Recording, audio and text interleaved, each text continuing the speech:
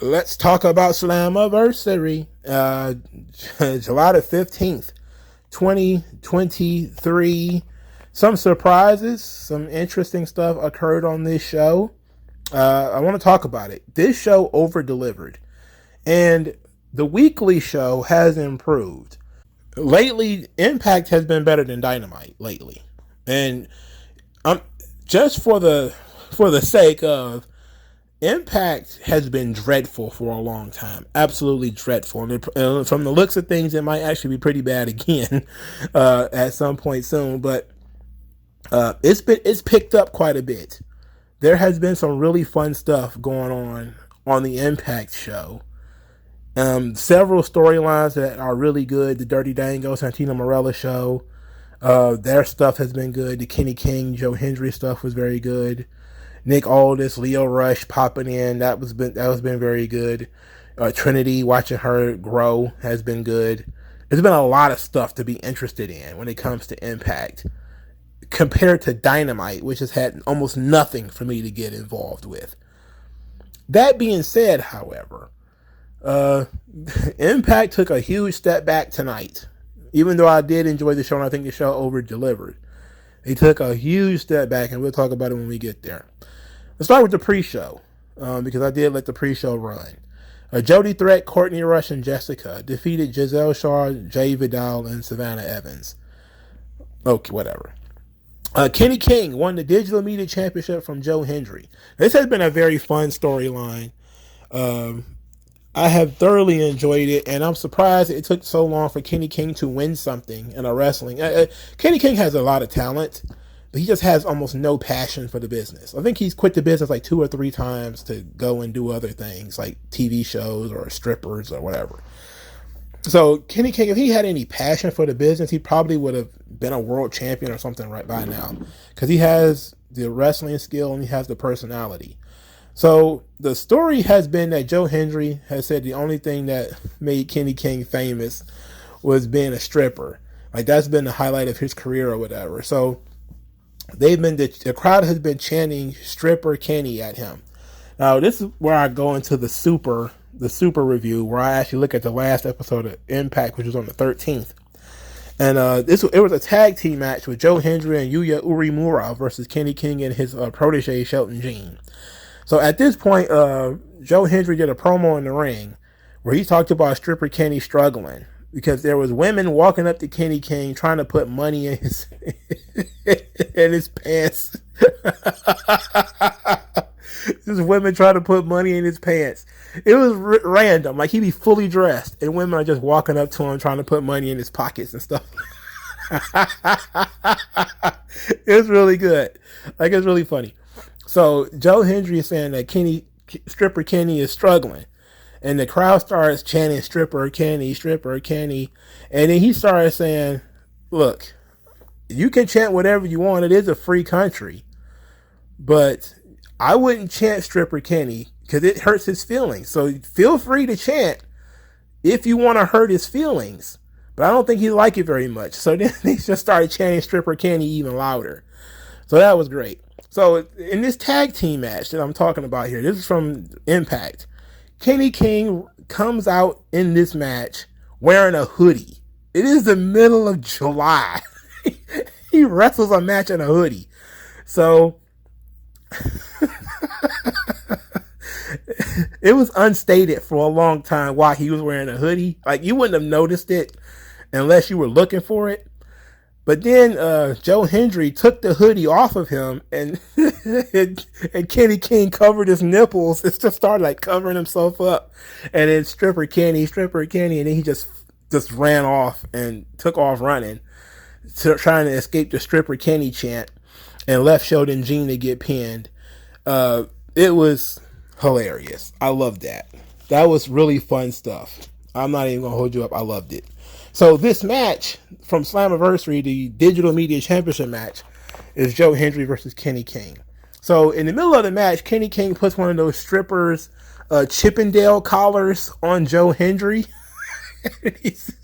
As he's beating up Joe Hendry, he's wearing the Chippendale collar. It's funny as shit. So Joe Hendry, because now he's wearing a Chippendales collar. He starts doing the Ravishing Rick Rude, like mocking Kenny King by doing the Ravishing Rick Rude joint. It was great. It was really good stuff. So the finish comes in with Kenny King sweeps the leg, puts the foot on the ropes, and Sheldon Jean actually helps him. So Kenny King actually wins the Digital Media Championship. Joe Hendry didn't need this belt anymore anyway. It's time for him to move up the card. Kenny King finally wins something. It was great. He cuts a promo later in the show calling it the DMC, saying that he's a cutting edge champion, unlike the world title, which is like MySpace, and the X Division title, which is like Twitter.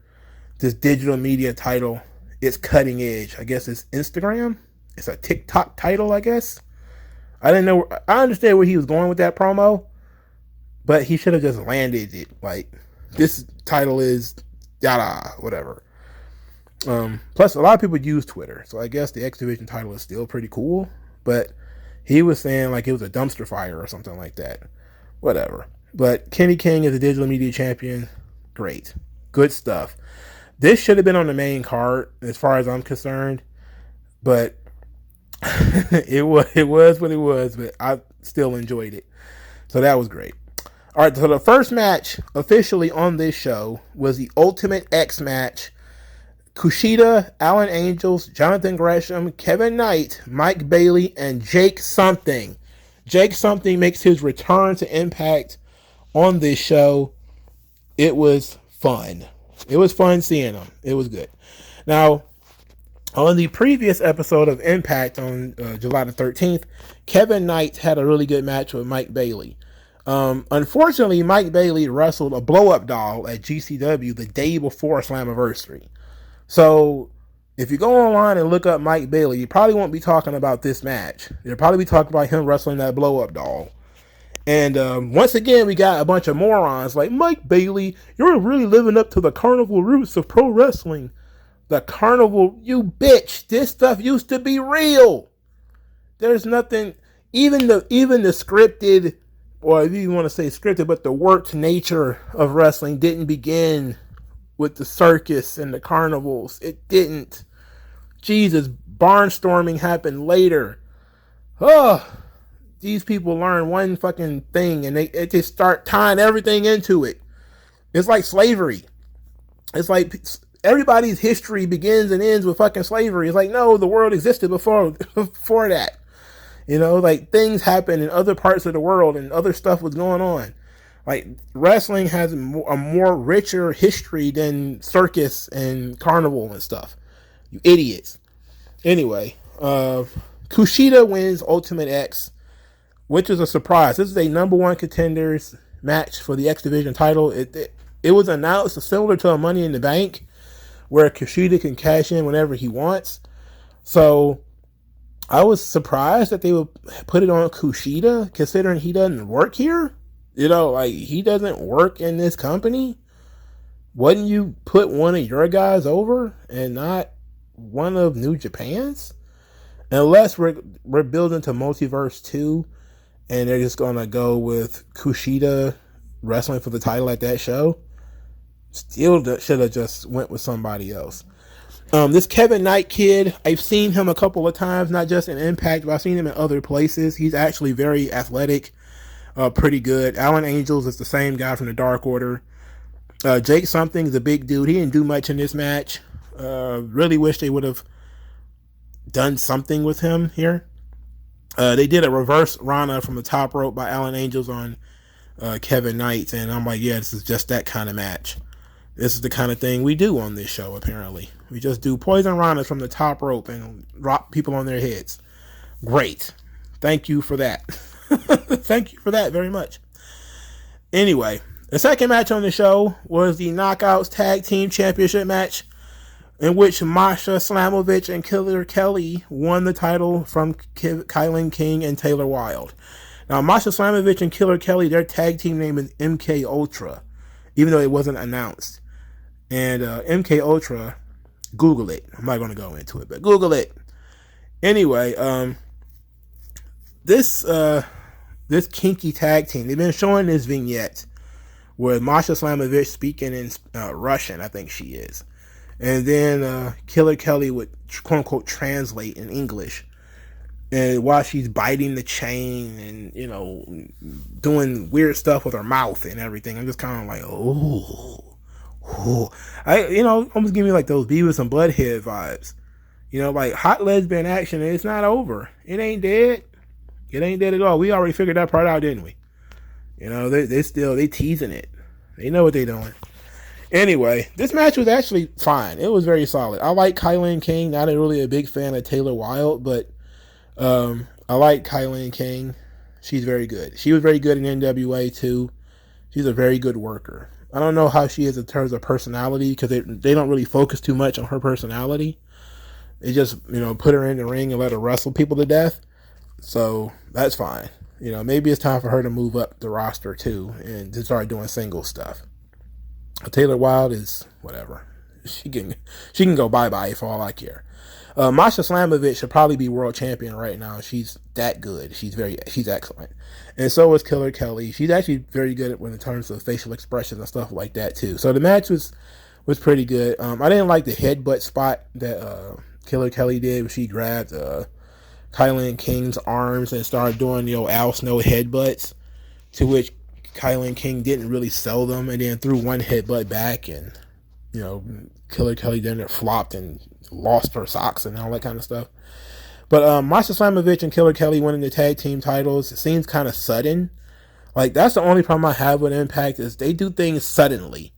Like, teams, like they literally said the Coven, which is Kylan King and Tyler Wilde, won their titles in the first time they ever teamed up. The first time they ever teamed up, they became the tag team champions. You're like, wait a minute.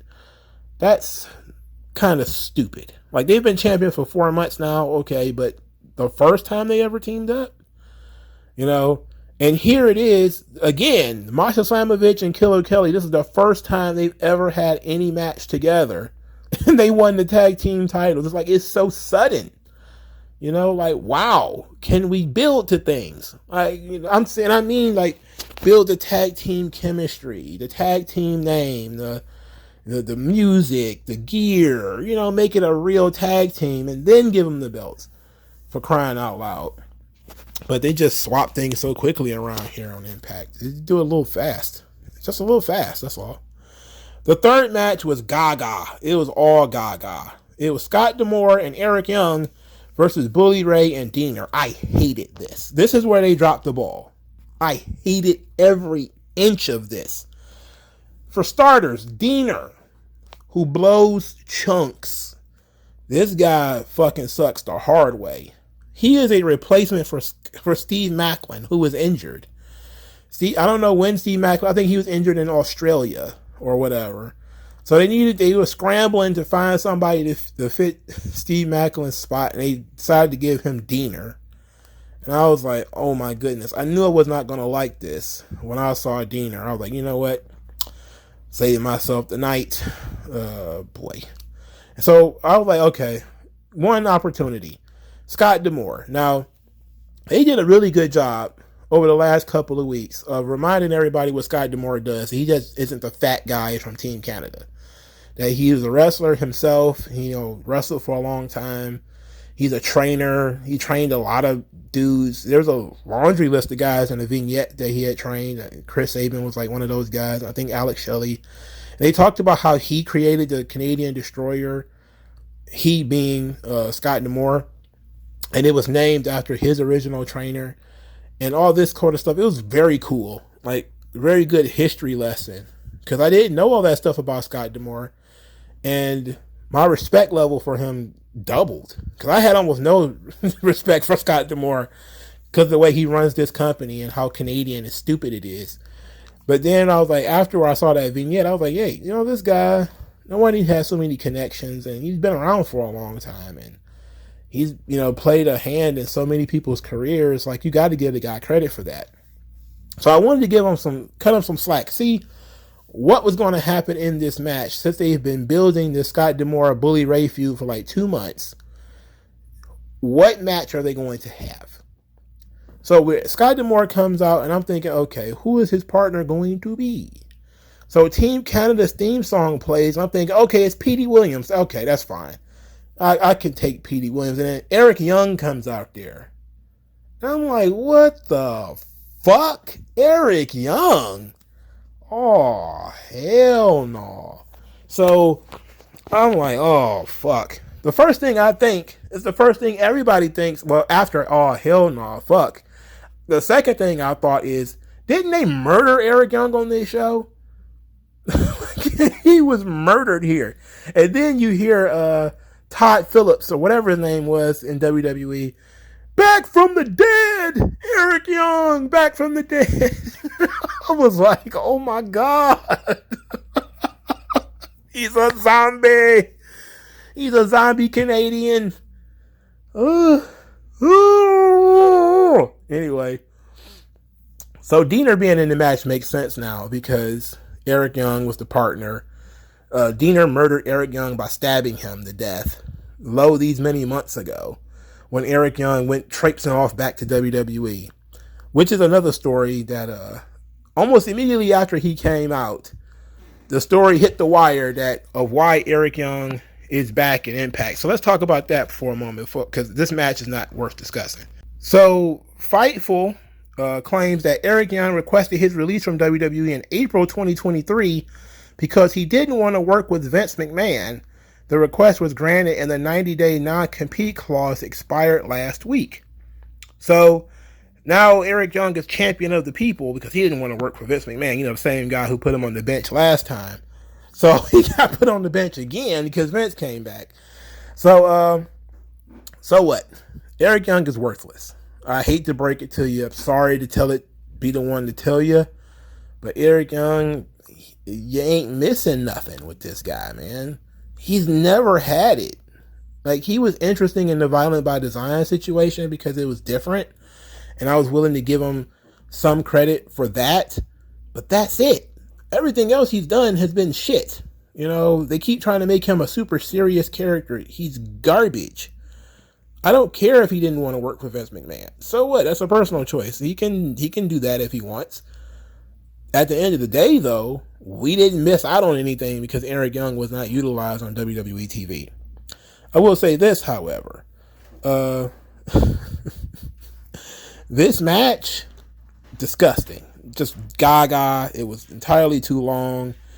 So let's break it down a little bit to what happened here. So Bully Ray kicked Scott D'Amore right in the balls in front of the referee. The referee looked at that, kind of was like, what are you doing? And then Bully Ray said, disqualify me. Disqualify me. Dude, go ahead, do what you do. The referee refused to disqualify him. So Bully Ray starts pushing and shoving the referee. To which the referee took off his referee shirt and threw it down and ran off. Just took off. Just left in the middle of the match. I've never seen that before in my life. Never seen a referee just refuse to continue doing his job. So then Darren McCarty of Detroit Red Wings fame, they were in Windsor. So they're also in Canada. AEW's in Canada. Impact's in Canada. My God. So Darren McCarty, who was the special guest enforcer, quote unquote, he puts on the referee shirt. And since him and Bully Ray have been feuding, this thing becomes a 3-on-1 match, essentially. This is ridiculous. So then Khan interfered first, which led to Darren McCarty getting in the ring, and then A1, the guy from Team Canada who was outside the ring, he's in ringside, he kind of in the ring. It was just a bunch of, it was people running all over the place, bro. It was all kinds of stuff happening. It ended up with somebody giving Bully Ray a headbutt to the nuts, then a Canadian destroyer, then they put Bubba Ray through a table, and then they did a flying elbow drop on. They just hit him with everything possible. Just everything, just possible. But Diener was the one who got pinned. I was just glad this shit was over. It was a one-night Team Canada reunion for fans of old school Impact. I'm pretty sure you like this. For me, I never liked Team Canada anyway, so I'm like, this sucks. You know, everything about this was not good. If I could pretend this didn't happen on this show would be infinitely better. I have to pretend this didn't happen, though. But it did, unfortunately. It did. And that sucks. That's no good.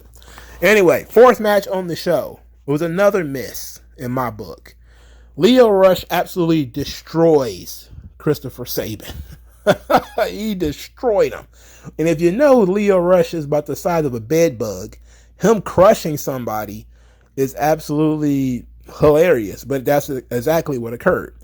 So Lio Rush has been injected. He brought fresh life into Impact when he made a surprise appearance a couple of weeks ago and attacked Chris Sabin. Then they had a tag team match. It was Nick Aldis and Lio Rush versus the Motor City Machine Guns, and Lio Rush pinned Chris Sabin. At that point, Chris Sabin challenged Lio Rush to this match. So before the bell rang, Lio Rush just basically blindsided Chris Sabin and then did a torpedo through the ropes. One of those, just regular torpedo through the ropes. And Chris Sabin was selling it like he got shot in the face with a cannon. So he's laying all on the ground, just like rolling around and everything. And they're doing the old, the babyface is going to fight through the pain and fight through the struggle and everything. So he gets to his feet and the bell rings, and then Lio Rush just cleans his clock again. Then he does like this rolling kick to the back of the head, and Chris Sabin's pretty much dead at this point. So he goes up, does his final hour frog splash. 1, 2, Sabin kicks out. So the crowd doesn't really bite on the kick out. They're just kind of like, oh. They're kind of, I guess, concerned for Sabin. So then Lio Rush just goes up to the top, does the final hour again, and pins Chris Sabin on the second one. It was over.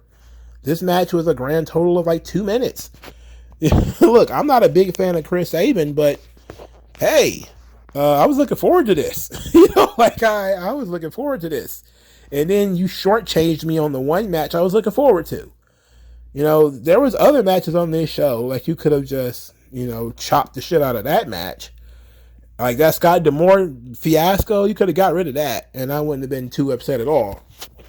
But, I wanted to see this Lio Rush Chris Sabin. They're probably going to do it. Unless Chris Sabin is injured, which would explain why he dropped it so quickly. They're probably running the match on television.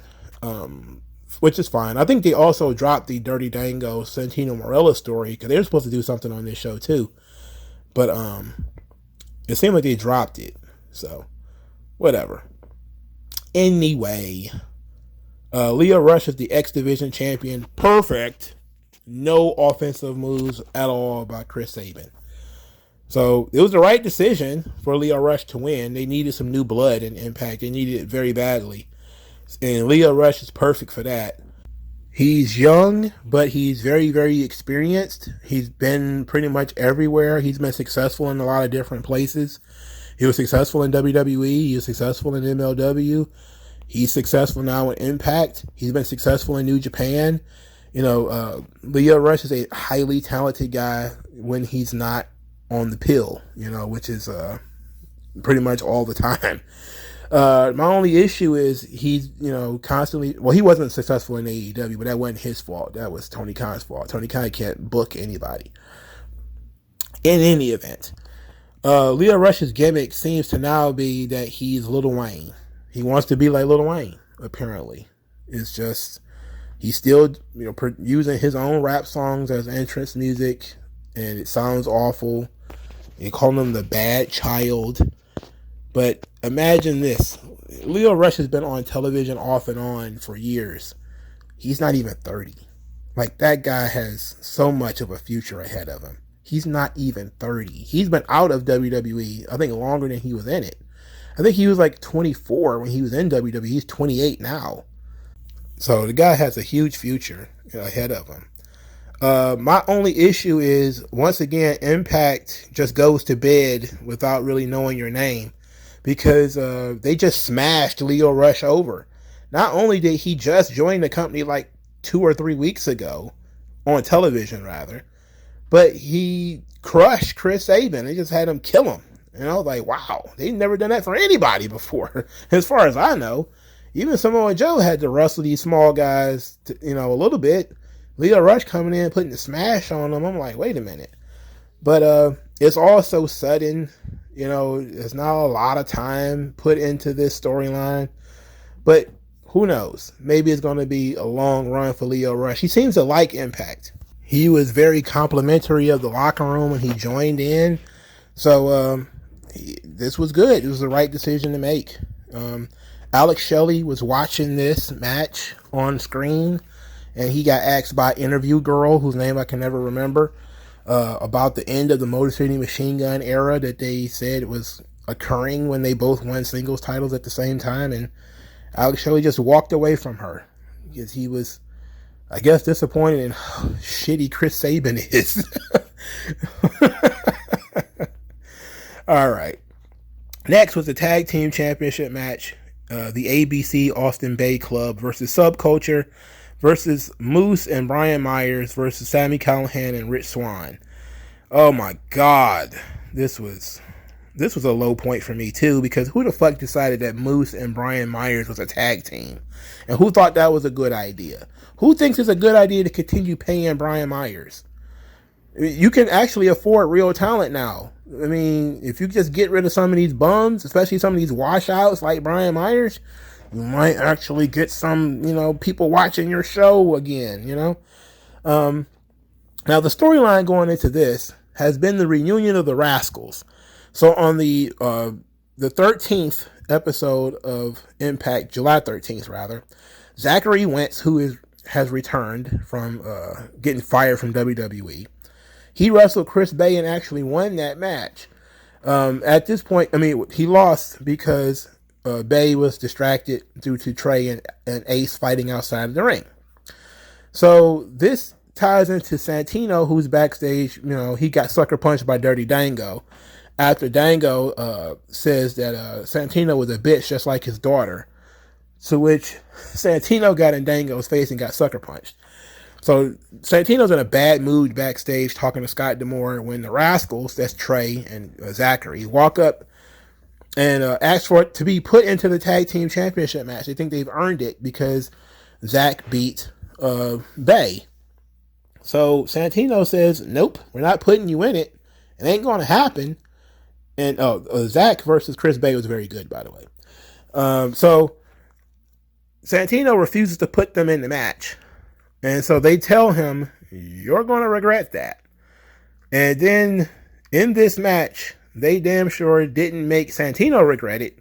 They made Austin and Bay regret it. So while everybody's flippity-doo-dah flying all over the place, the Rascals actually attacked Austin and Bay and cost them the Tag Team Championship. Subculture ends up pinning Brian Myers to win the match. So Subculture, who lost the last time they wrestled for the Tag Team Championships, and Subculture is Flash Morgan Webster and Mark Andrews. Mark Andrews was Mandrews in TNA. What a terrible name that was. But the Subculture idea, I think, actually came from their time at NXT UK. They might have been doing that before, but I know it from NXT UK. And this is their second Tag Team Championship match, and they won this time, which is better than if they won the first time. So Austin and Bay, who were on a hell of a run, they were Tag Team Champions for 4 months, I think. The two guys who were definitely underutilized in Impact, as far as I can consider. Two guys who definitely should have been moving up the card a lot sooner than they really were. So they finally get something. And now they're going to be paired with the Rascals. And that's great, too, because Trey and Zach are young guys, too. All four of these dudes are young. They got something to prove. And now they're in a legit feud that could elevate all four of them, which is great. Fire Brian Myers. Fire him. Sami Callihan, why is he still around here? And Rich Swann's been doing the same thing for 6 years. I don't understand why Rich Swann is still here. Look, I am a supporter of black wrestlers. I really am. But Rich Swann is teetering. I'm tired of the fake funk music and the stupid dancing. How many times you got to watch this idiot do the Thriller dance? How many times you got to watch this fool do that? Doesn't that get embarrassing like the older he gets? The more he's doing this stuff? Like, bro, change your gimmick. At the very least. Cut your hair, change your gimmick. Do something else. Please. You are super stale. You are a stale bagel. All right? You're awful. Sammy Callahan could take him or leave him. Throw him in a wood chipper if I would prefer it if you did that. But Brian Myers, my goodness, you couldn't do horrible things to Brian Myers and get me to hate you. You can Julianne Brian Myers, and I would think you did the world a favor. He's awful. He sucks. Moving on. They take another hit because the next match is Frankie Kazarian and Eddie Edwards. Oh my God. These two guys are boring as shit. They suck so bad. They're so boring. Fuck. They've been doing this storyline based off of both of them being trained by the same guy, and they've had 2 matches and each has won 1, and then Eddie Edwards cheated in the last match with the help of Alicia Edwards, and then they tried to put their differences aside and be a tag team, but that didn't work. They lost, and then they decided they're just going to stay enemies. And so Kazarian is like, you want to bring your wife, I'm going to bring my wife. So now he brings Tracy Brooks out here, and she looks dazed and confused, like she don't know left from right. I'm like, get the fuck out of here. All these people are out of shape. All of them are fat. Bye. Just bye. It's not 2009 anymore. I don't want to see any of these people. Any of them. All of them can go away. Frankie Kazarian versus Eddie Edwards. Shisa. Who gives a fuck? Moving on before I get frustrated. The next match, Deonna Purrazzo versus Trinity for the Knockouts World title. So the story has been simple. Trinity has been undefeated since she came to Impact. She won a number 1 contenders match. Giselle Shaw was all up and through this thing, jumping people from behind. It was just so much going on. Ultimately, Deonna Purrazzo and Trinity were going to have this match. Trinity kept getting jumped by Giselle Shaw and the gang. And then Deonna Purrazzo did nothing, basically leaving Trinity by herself. So then they had the conversation that Deonna Purrazzo wouldn't help Trinity because they're going to be opponents at Slammiversary. So then Deonna Purrazzo cuts this promo basically telling Trinity, look, I used to do this thing called the Champ Challenge to prove that I didn't need anybody. I would, leave an open challenge so I can beat whoever by myself. And it seems that people need a reminder of who I am around here. So I'm going to do that tonight. So she had an open challenge for the Knockouts title to main event the July 13th episode of Impact. So Deonna Purrazzo was in the ring, and her opponent was Jody Threat, who has been undefeated in Impact up to this point. And of course, Deonna Purrazzo defeated her in a very solid match. Not really a big fan of this Jody Threat character, but all right, I like Deonna Purrazzo, especially from a work rate situation. So before the match, Deonna Purrazzo cut a promo saying that she plans to always have a chip on her shoulder when it comes to Impact, and that this open challenge is a reminder of who she is and what she can do. So after the match, Deonna Purrazzo shook Jody Threat's hand and got attacked by Giselle Shaw and company. At this point, Jody Threat was also jumped and beat up. Courtney Rush and Jessica ran down there. Then a bunch of people, the Coven, Kylan King and Tyler Wilde, and then Masha and Killer Kelly, and then Trinity. Everybody ran to the ring. It was a big whole cluster. It was people all over the place at this point. The entire Knockouts division was fighting in the ring. So then after the referees or whatever cleared things, Deonna and Trinity got in each other's faces, and then they started fighting before they were separated by referees and such. So that leads us to this match on Slammiversary. So Deonna Purrazzo, she comes out to somebody playing the violin accompanying her theme, because there's a lot of violin in her theme song. So you had like a live violinist. It was very nice. She was wearing like this great blue robe with a nice little blue plumage around the neck and stuff. It was great. Trinity was, of course, wearing the glow in the dark stuff. She looked like she's made out of cotton candy. It was very, very bizarre. So Trinity wins. Good match, shitty finish. So the finish. Deonna Purrazzo is in a bubble bomb situation. If you remember the bubble bomb, he picks you up and drops you on your spine. They do that from the top rope. But then Trinity loses control of Deonna Purrazzo's body, and she tried to put her in her starstruck submission hold. But it took some doing. They had to roll around a little bit before she finally gets Deonna Purrazzo in the submission hold, and Deonna Purrazzo submits. So the announcers, Tom Phillips, Chris Phillips, whatever his name was, starts telling us about Deonna Purrazzo has never lost by submission in Impact. So that was a very cool moment for Trinity, not only to win the title, but also to be the first person to submit Deonna Purrazzo in Impact. And in terms of the match, Trinity still has all of her agility. She's, very good when it comes to that kind of stuff. She springboards very well. One move she did was the spinning tope over the top rope. She was a little short on that, and Deonna still was able to catch her, but she was a little short on that. But her split leg moonsault was perfect. Pretty much everything that Trinity does, all of her spots, she could nail them. So she was still there. She was still good. Deonna Purrazzo is great as usual. A good dance partner for somebody like Trinity, because she knows how to keep her grounded and when to let her come back and stuff like this. Deonna is just very good. So this was a very good women's title match. And Trinity is now the women's champion. Again, you could say maybe it's a little too soon because Trinity just got there. Again, you just having a couple of drinks and then you end up in this person's apartment, and they walking home. You give them the walk of shame again, man. But since Trinity seems like she's going to be there for a while, she's another one who really loves the locker room, seems to really enjoy the atmosphere. She needed something, I guess, a pick-me-up from her down days of WWE. So this works out, Trinity winning was the right call. Again, a little soon, but it was the right call. Deonna didn't need to win this match. She solidified an Impact. I don't know if she's going to stick around, but she's pretty solid there. They've been asking Deonna Purrazzo a lot of questions about Chelsea Green in WWE. I don't think Deonna will go back. I think she's going to end up sticking around here in Impact, but it seems like that question keeps coming up, whether she's going to join Chelsea Green in WWE or not, even though I don't think so.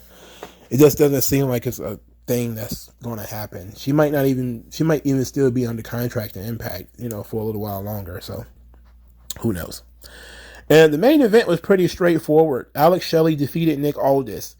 They did this whole story about Nick Aldis coming to Impact specifically to be the world champion. He's been cutting promos saying that the company needs for him to be the world champion. Management wants him to be the world champion. And they've been having this traditionalist argument versus the new generation or some shit. And I'm like, isn't Alex older than Nick Aldis? Like, how could Alex Shelley be talking about he's doing this for the new generation? I'm like, what new generation? Or his generation or something. I'm like, wait a minute. Isn't, Nick Aldis younger than Alex Shelley? I don't know. I didn't look. I'm not going to be like one of those nerds who goes and looks. But I'm just saying to myself, I know that Nick Aldis was a guy that he's saying he represents all of this stuff, the Harley races and all of those guys and the real world champions, and he's synonymous with being a world champion. That's all very true. And that Alex Shelley is, he's a novice to being a world champion. He's a novice to this level, this elite level, this club that, of world champions where everybody else is in. And I liked that. And I thought it was pretty much a slam dunk that Nick Aldis was going to win this match. But it was interesting. So the previous promo from Nick Aldis was basically that Alex Shelley deserves to be the world champion, but he's tired of hearing about the "you deserve it" story. And he said that Alex Shelley does nothing special about you. And then he corrected himself and said, you know what? There is something special about you. You're the world champion. But you've been arrogant. And at the Motor City Machine Guns, you guys didn't build anything. When I was Impact World Champion, I never thought to myself, hey, thanks Motor City Machine Guns for building this place for me. I thought that was a nice burn. And basically saying that management and the company and the fans, everybody want him to be the world champion.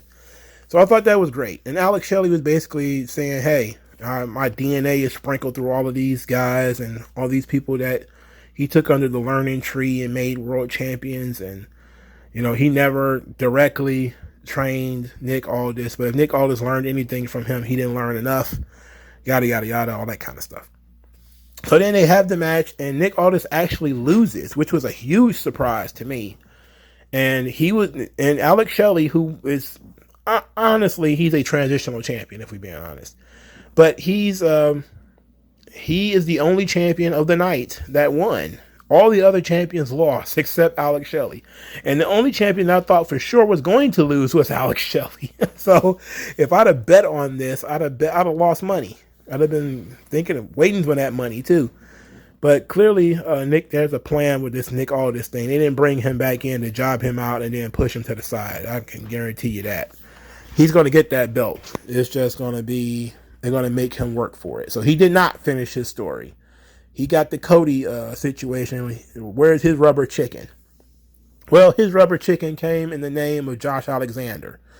Because after Nick Aldis left the ring, because he lost, Josh Alexander's theme song started to play. He came in the ring and said he was back. And of course, he confronted Alex Shelley about being the world champion. This is nice. This is fine. Josh Alexander, I was kind of tired of him being in that spot. Him getting injured was for the best. So that ended up working out just fine. He's back sooner than I thought he would be. I thought we had a little bit more time without him being in the top spot, but he's back. So I don't know. I still don't suggest putting the title back on him. I don't think so. But Bound for Glory is in October. If that seems to be the right time to do all this, winning the title, which I'm guessing that's really what it will be. That sometimes you lose in order to get yourself out of the way. And so now he lost. Josh Alexander's back. And they can run Alexander and Shelley for the next big pay-per-view event, which I don't know what it is. Because I don't keep track of Impact pay-per-views. So I don't know what their next big pay-per-view event is. I think they have their next two shows are Multiverse United, which is a tandem show with New Japan. And then after that, they're going to have Emergence. And Emergence is basically it's an Impact pay-per-view event, but I think it's one of their B shows. And Sonata, the New Japan World Champion, will actually wrestle on that show. And he's going to wrestle on that show because Sonata, of course, is the former X Division champion in Impact. So he's going to defend the title in Impact. That's going to be fun. But I don't know when their next big show is in terms of their next big branded show. I just know that Bound for Glory is usually in October at some point. So I'm guessing Josh Alexander versus Nick Aldis for the world title at Bound for Glory. And maybe that's when Nick Aldis wins the belt. That's my guess. So Nick Aldis is going to be the champion. There's no doubt about that. It's just about the how and the when. If he ends up having to wrestle Alex Shelley again and winning the title, that ought to be great. But it was a nice night here when it comes to Slammiversary. It has some surprises. Even though Josh Alexander don't like him, it was still a nice surprise. Eric Young don't like him, not a nice surprise. Unfortunately, Jake Something, who actually was a nice surprise, wasn't utilized that well and was basically just put back in the same position he was in when he left the last time. But overall, I think the show over-delivered. I actually enjoyed it because I actually knew the people who were on the show and I knew about the storylines and everything, made some sense. I really do wish that we could have not done Kazarian versus Eddie Edwards, and that we could have cut down on the amount of time dedicated to Scott D'Amore's story and probably not had Brian Myers on your main card. You want to put Brian Myers on your pre-show? Fine. Putting Brian Myers on the pay-per-view, though, especially when Trey Miguel is not on the show, but having Brian Myers on there, that's a criminal offense, man. That's got to be at least a felony, It's not if not a capital crime, it's at least a felony, It's got to be. I mean, what else do you call fraud? Wrestling fraud. Anyway, What do you guys think? Did you watch the show? Did my review make you want to watch the show? If it didn't, sorry. But this is, again, all for the Impact fans who tell me to review Impact all the time, and I keep telling them, no, there's not enough interest. But then I'll do the pay-per-views and stuff like that, and people will actually watch it. So this is for you guys. I watch these things for you, the people. Like, share, subscribe. I'll talk to you guys later. MagMongoSlade. Best house I ever drew, Daddy.